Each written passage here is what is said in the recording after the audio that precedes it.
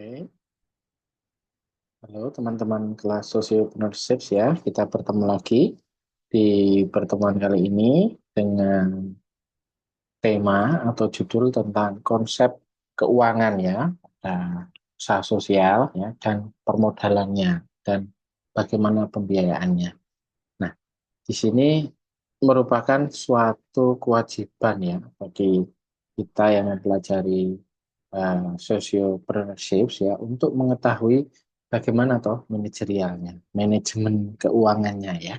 Dan tidak hanya tentang sumber daya manusia yang materi-materi kita sebelumnya, tidak hanya tentang perencanaan dan sebagainya, tapi bagaimana kita fokus pada keuangan ya. Hal ini penting teman-teman karena bisa dilihat ya di berbagai referensi sumber dan sebagainya. Ini salah satunya itu banyak ya UMKM yang bangkrut, yang gulung tikar karena faktor-faktor tentang manajemen keuangannya ya yang eh, pengelolanya tidak bisa ya memanfaatkan apa istilahnya manajemen keuangannya ya yang tidak efektif, kemudian literasi keuangannya kurang, lalu mungkin ya di awal-awal itu modal terbatas. Nah, jadi hal-hal tersebut ya yang nanti bisa berpotensi besar mengacu ke jalannya usaha sosial dan gagalnya usaha sosial, maka kita harus tahu itu apa yang dimaksud manajemen keuangan ya. Seberapa pentingnya itu ya. Oke, let's talk about financial management. Manajemen keuangan sendiri ya adalah semua aktivitas ya dalam usaha sosial ya kegiatan perusahaan UMKM dan lain yang berkaitan dengan bagaimana cara mendapatkan menggunakan mengelola keuangan perusahaan. Jadi dari hulu hilir sekali lagi ya keuangannya itu lengkap dari mendapatkannya gimana itu tadi ya fundraising modal dan semuanya akan kita bahas penggunaannya pengelolaan keuangan perusahaan. Nah, itu ada perolehan dana ya ini bisa lihat aktivitas penggunaan dana dan pengelolaan aktivanya tiga aktivitas utamanya. Nah, oke untuk itu kita bisa mengetahui teman-teman ya jadi jalannya usaha sosial yang baik dengan manajemen keuangannya itu. Nah, kalau aktiva itu apa teman-teman, ada yang tahu ya kalau kita membahas aktiva itu mengacu kepada ya eh, keberlangsungan unit usaha ini ya karena itu adalah aset. Ya, aktiva itu aset atau harta dari perusahaan yang tentu saja tanpa adanya aktiva itu nanti proses bisnis itu tidak berjalan ya. Tanpa aktiva perusahaan tersebut tidak memiliki modal untuk memulai kembali usaha, membayar upah karyawan, lalu untuk pengadaan barang, pembayaran tadi ya upah pajak, lalu kebutuhan-kebutuhan lain ya tentang transport, distribusi, pengembangan. Makanya aktiva itu penting. Jadi eh, dalam manajemen keuangan selain perolehan tadi kita mengetahui di unsur-unsurnya tiga aktivitas utama, kita harus mengetahui juga ruang lingkup. Maaf, ini bukan uang lingkup ya, ruang lingkup. Ya, jadi ada bagaimana kita di usaha sosial ini seperti sama halnya dengan bisnis-bisnis yang lain ya. Keputusan pendanaannya bagaimana, keputusan investasinya bagaimana ya, dan keputusan pengelolaan aset atau kita bisa dibilang kebijakan dividennya.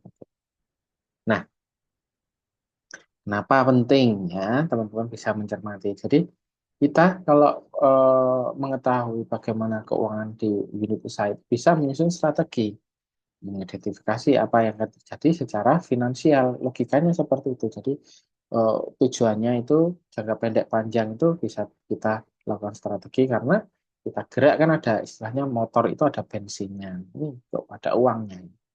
Lalu pengambilan keputusan, gimana pencermatan.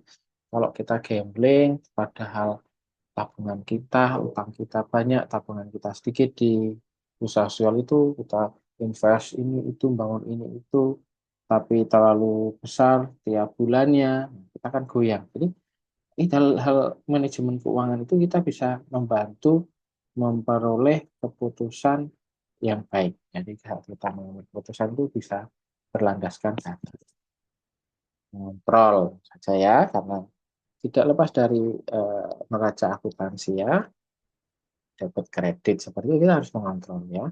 Dan tentu saja tidak boleh besar pasak daripada tiang ya dalam menjalankan itu secara keseluruhan ya, bukan kita lihat dalam pengertian sempit tentu. Jadi tadi kita sudah bahas aktiva ya. Jadi karena manajemen keuangan itu ada modal aktif, itu ada aktiva lancar dan aktiva tetap. Dan juga ada modal pasif, yaitu modal sendiri, modal asing. Nah, kalau kita mengetahui eh, aktiva lancar itu biasa disebut dalam bahasa Inggris current assets.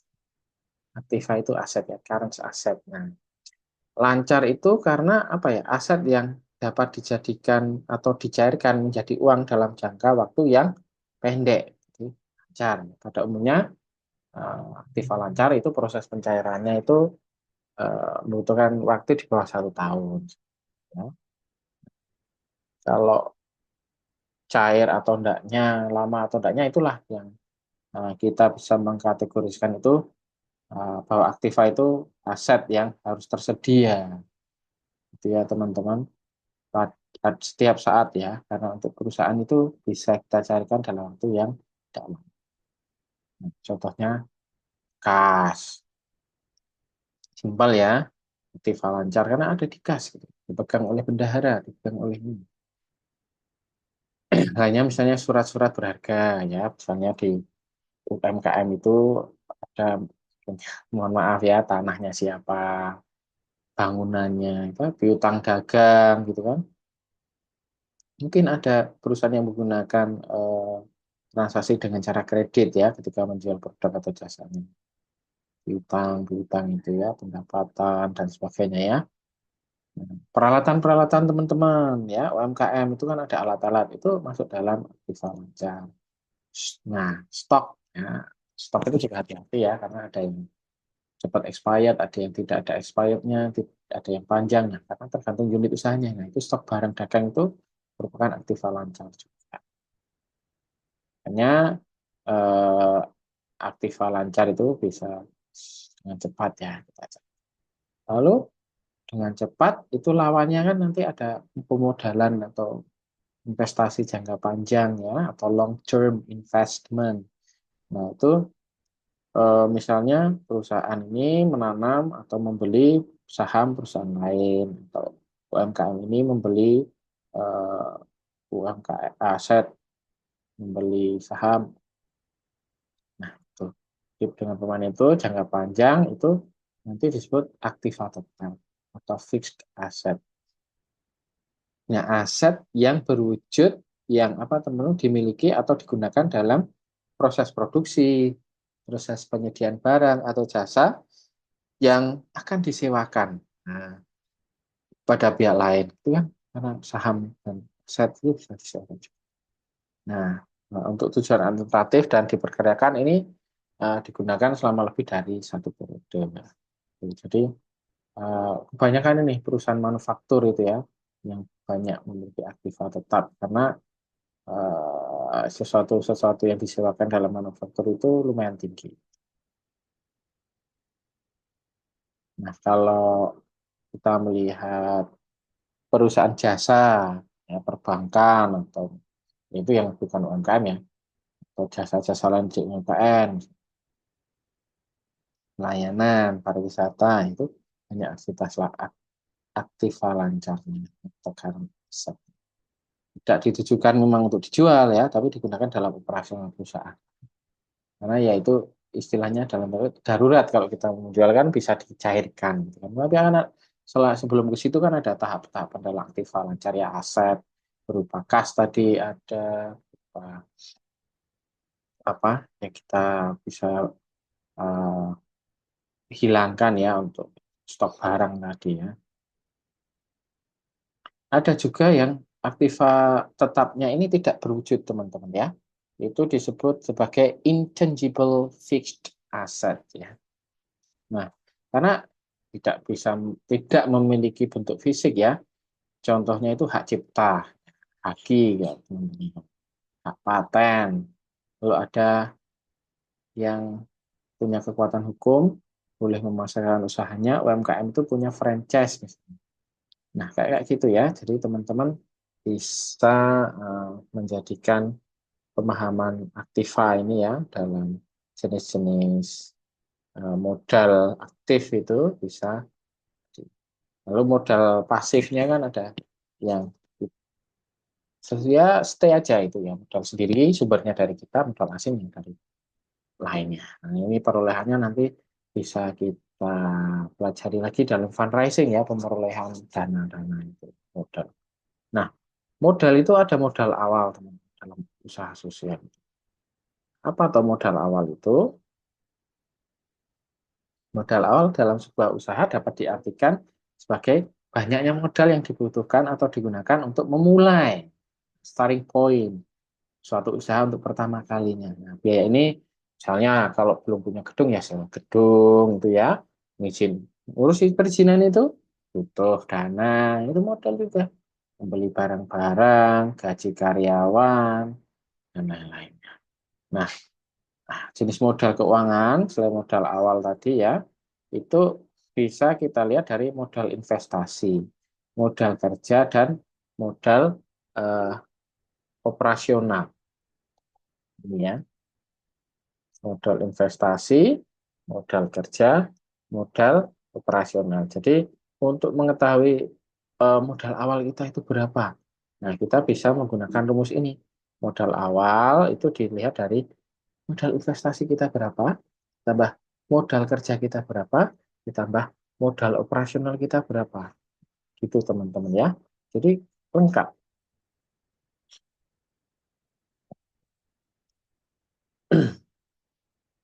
Eh, Kalau kita lihat di awal-awal itu kan di setiap tempat beda-beda ya.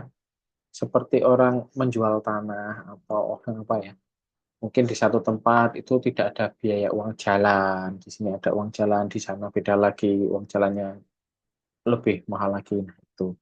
Jadi kita bisa mencermati itu ya dalam memilih memulai usaha. Jangan sampai kita habis dalam hal perizinan-perizinan, padahal kita usaha sosial ya semakin tercekik lagi ya. Jadi di modal investasi, modal kerja, modal operasional ini, di komponen-komponen itu kan, misalnya kalau investasi tadi teman-teman kita prospek, kalau invest membeli alat-alat tadi ya, misalnya aset-asetnya yang tetap yang diperlukan dalam bisnis ya, dalam waktu panjang alat-alatnya itu digunakan itu modal investasi. Modal kerja ya operasionalnya tadi bisa dikaitkan dengan modal kerja ini, tetapi dalam pembelian bahan bakunya, persediaannya, stoknya. Nah, kalau operasional sendiri apa ya? Selain apa ya?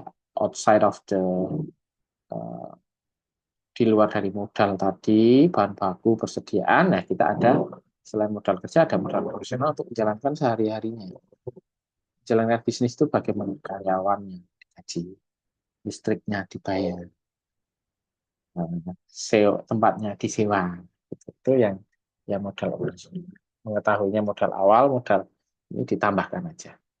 Nah, kalau enggak modal awal itu modal akhir, nanti kalau udah tahu hasil akhirnya ya, modal akhirnya kita dapat dikurangi laba plus price.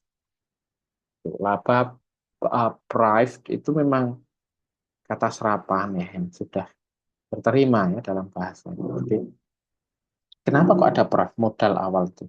Ini sebagai pemilik modal atau yang mengkurangkan modal itu kadang ada yang diambil lagi. Untuk keperluan apa? Bukan untuk keperluan unit usaha atau bisnis sosial itu misalnya. Misalnya lagi butuh, tak ambil 5% karena saya ada misalnya kebutuhan sekolah anaknya. Itu. Nah, itu penarikan modal untuk tujuan pribadi atau penerangan atau kemitraannya. Tapi penarikan teraksaan ini tidak dimasukkan dalam istilahnya eh, pengeluaran ya, karena ini hanya untuk pengurangan modal saja.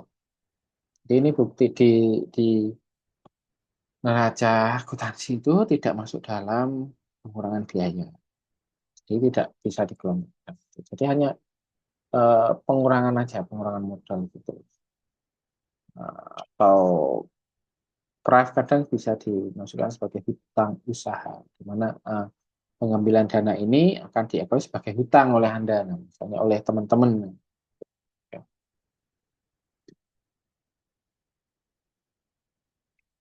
Kita lihat ya, modal akhir. Kita sudah bicarakan. Kalau modal awal itu yang ini, sebuah usaha sebagai kapan kita untuk apa ya, untuk menyewa gedung, musinan, beli-beli barang awal modal gitu ya, untuk stok dan lain. Modal akhir itu jumlah uang yang digunakan untuk modal usaha pada periode usaha selanjutnya ya. Tidak tahap awal-awal yang tahap kita mengurus perizinan, awal berdiri babat alas dalam bahasa Jawa itu bukan itu, tapi sudah oke itu sudah satu periode, nanti berikutnya kita akan menghitungnya itu sebagai modal akhir.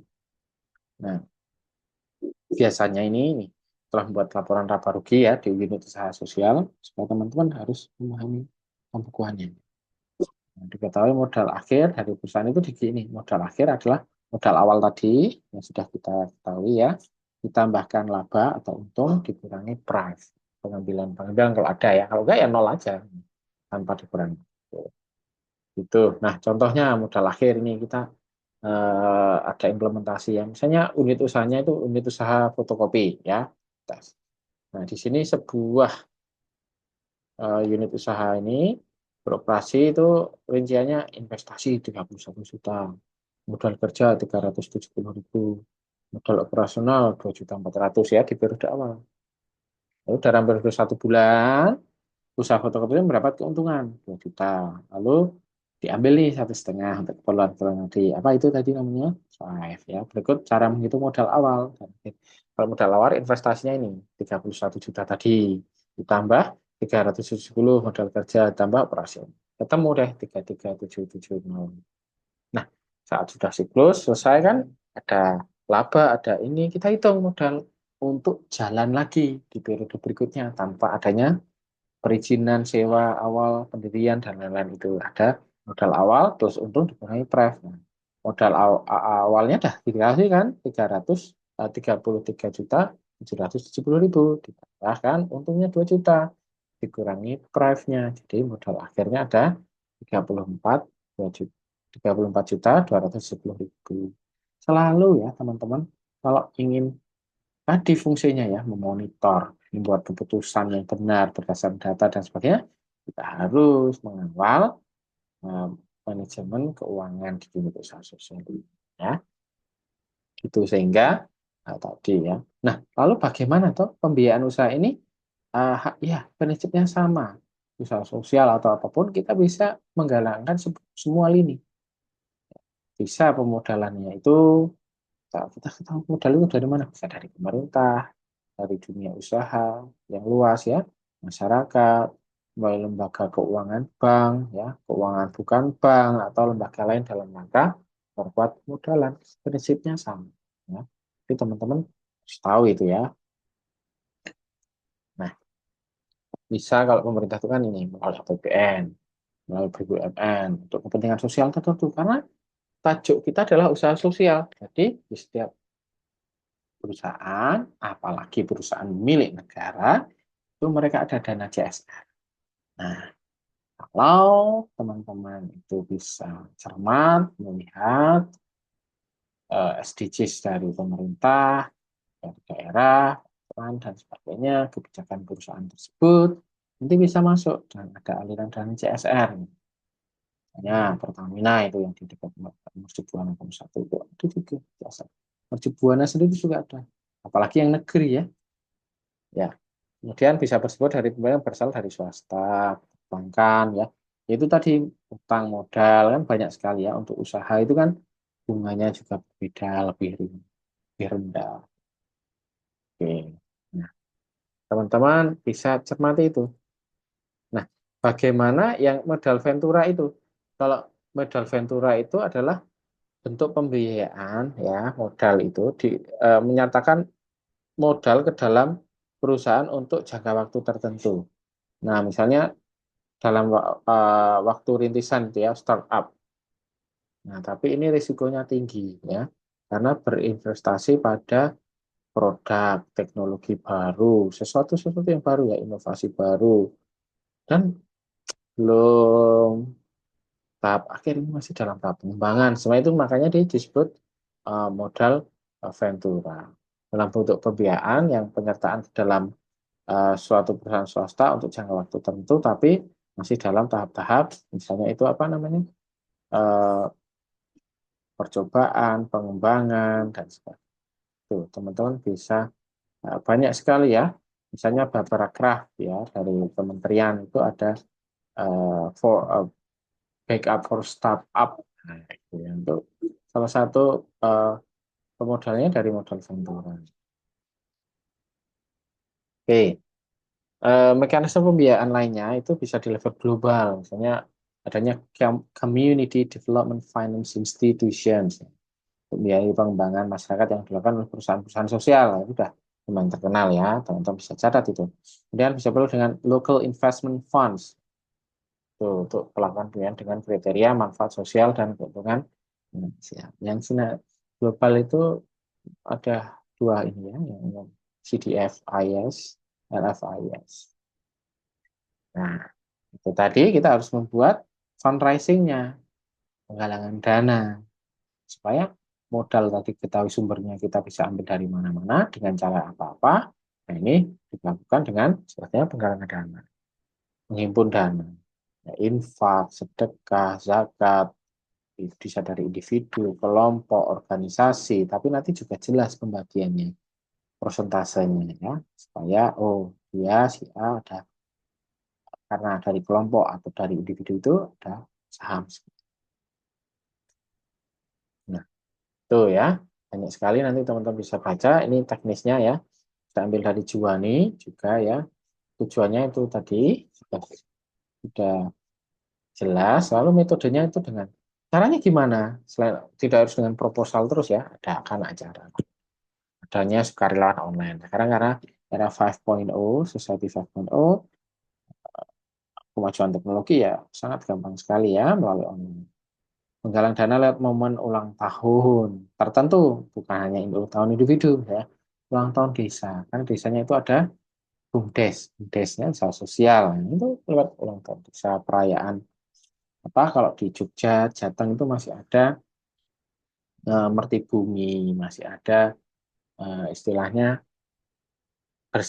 Merti Desa, dan adanya kota amal atau cari box ya, maksudnya tidak hanya berbentuk fisik ya, tapi juga bisa misalnya dengan QR code gitu, misalnya lewat situs web gitu.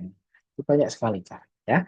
Jadi ya teman-teman dalam melakukan usaha sosial itu dapat termonitor ya tadi ya, sehingga keuangannya bisa terkendalikan. Nanti ada keputusan-keputusan setiap periode-periode, teman-teman bisa mengetahui saya sudah untung berapa, rugi berapa, jadi modal awal saya berapa, modal akhirnya kan sekian, saya harus apa, saya harus bergerak kemana, pengembangan kemana, itu bisa.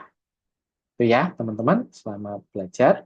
Untuk membaca-baca lagi, you can elaborate outside of these materials, ya bisa dari materi-materi buku lain ya, dari buku sosioprosit yang teman-teman beli, itu bisa dikembangkan. Baik, terima kasih. Sampai jumpa lagi di lain kesempatan ya. Selamat melanjutkan aktivitas teman-teman, selamat belajar.